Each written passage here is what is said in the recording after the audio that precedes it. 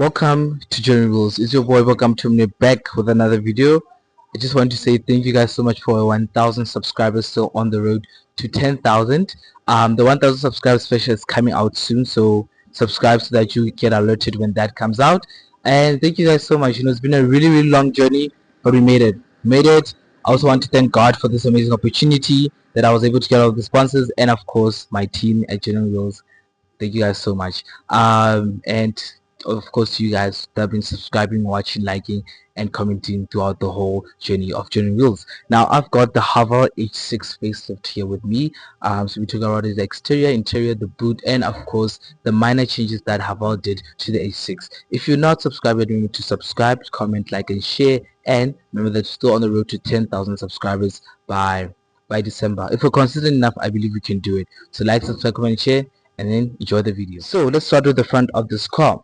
Now this car is a really massive design change to the old model. You get your Haval badging here, you get your front camera for the AVS system, and you get new lights. So there's been a new light configuration done to the car. You don't get lights, you don't get fog lights here, you get LED strips which are daytime running lights. You still get your LED lights which are really great at night, so you can beam with these lights, so really great. And since it's a big and nice car, you can go to go Kruger National Park and you still have a good vision to see the lions at night. So yeah, it's a really nice design. I like this whole revamp of it. It's a bit more intact together, and it gives off a certain car. It gives us a handy two-cent in terms of the front design here, but then also adding its own touch. Get more design controls here, a kind of a radar design down there. In terms of the front, you get a nice slit design to the hood of the car, so it's a really nice car. And of course your AV system, just like all cars, where you'll be able to check the road and just that you are at safety when traveling with the H6.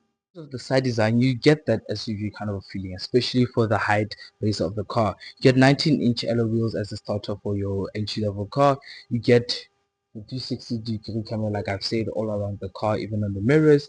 You get this two-tone here, the black and the gray. It really makes nice sense to it. There's no on the cars now these days. And then you get your rule rail up here. You get your nice black kind of a design element to it. Even though it's a base model, they didn't just keep it basic. They added some life to the car. It looks like a longer wheelbase. I don't want to lie, it actually looks longer than the previous model from the back.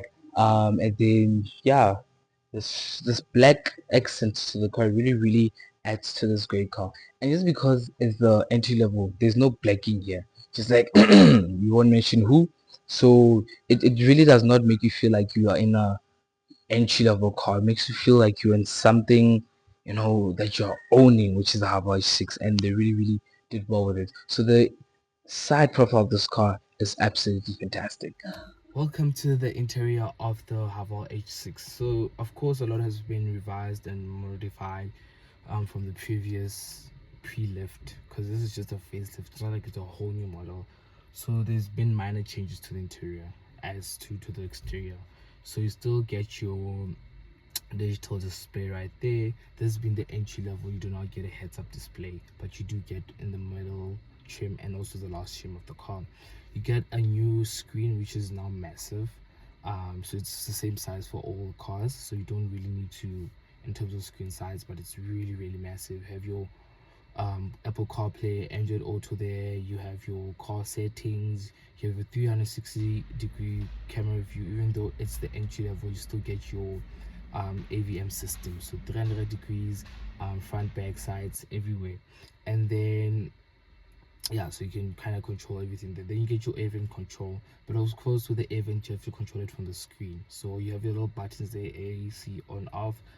Hence I say, just like the H6 GT review, that if they had the fan speed, then you just make a lot more sense. Just down, up, that's all, nothing major. But then you have that, but you control it through the screen, of course. Then you have your wireless charging port, which comes with air cooling, right? So during those hot summers, especially right in Bloemfontein, you put your phone there, it's already sunny. As soon as you put it there, it heats up, it cools off the phone. You have two center cup holders right here, which are pretty wide enough to fit a lot of things, but I guess they could have been a bit bigger, or one of them could have been a bit bigger. Then you just have some storage unit here. Under here you have your 12-volt socket and two USB charging ports, both sides, and then you have more storage down here. Then you have your central armrest, which is right, so it's a sufficient amount of space, and you have this material here from the armrest. It's not quite comfortable, it's not the most comfortable thing, but it can do. Then we come to your door. Your door, same as the H6 GT, it's just that there's no router to it, just like the H6 GT. You still get the same material, but you don't get Alcantara. So if you want to check the H6 GT review, I'll put it down, the link in the description down below. So it's still very comfortable door. Storage unit down there with a cup holder that's wide enough to fit your bottle. So it's okay design of the door. And then you come here where it is your hill descent control and your lights control, so your accessible lights controls. Carrying on to the material, you come to your digital cluster right here, so it has all the information, your tire pressure, your mileage, and how much you are averaging on petrol. So you get a lot of information on the car. And then as you go through different car settings to say, then you can basically, the whole display decides to change. So yeah, it's a pretty good dashboard design. Coming on to your steering wheel too, it's a really nice and firm steering wheel to hold, and it is steady enough. It's really not, and you also have controls to get up and down and then in and out, so it's really you can control a lot on the steering wheel. Coming to your seats, are pretty comfortable. They're really comfortable. They're artificial leather, and then they are also electronically controlled, so you can take it back down electronically. That is really good. So the whole dashboard of the car, the whole front of the car really does aim to that. Unfortunately, with the lower trim, you do not get a sunroof, but you're not going to die if you don't get a sunroof. But then it's really accessible. It's really nice, and the screen is there. So there's a lot that is making up for the things that you do not get, and you average good. So there's the whole dashboard of the car. It's really nice and pretty comfortable to sit in. So coming to the back of the car, you still get the same, and you still get the same materials as you do from the front. Starting with your seat pockets here, which are pretty cool, operational. They're not too tight, so you do get storage in there. You have a lot of knee room. It's pretty enough for my driving position. It's pretty enough. You do have a lot of leg room too. Oh my gosh, the space down here is marvelous. Headroom is still the same, just different from the coupe, because the coupe does have a slope, but in terms of the coupe, I think they still have the same height to a point before the sloping roof goes down. And then the door was still the same, just that there's a cheap material down here, not as nice as it is in the front. You still get your storage compartment here, but it's a bit small and a bit tight. So in terms of that, there's just a bit, but you do get a type C charging port here at the back, and a USB type here at the back, so you get two different types, so that's also great. You do not get a 12-volt socket, which could have been really nice, especially for a family, because one will be charging with this and that. None of us have the same, especially now we're using type C's, so that's a bit of a hassle. But then you still get two charging ports. You do not get air vent controls here. It's controlled through the front of the car. And then in terms of your seat, there's still this comfortable, nice seating position. You get two accessible isofix points, so fitting a seat here would not be a hassle at all, especially because now the doors are wide enough, making this, because this is a practical family car. Coming in, you have your central armrest with two cup holders here at the end, so that's pretty fine. I guess I won't fight.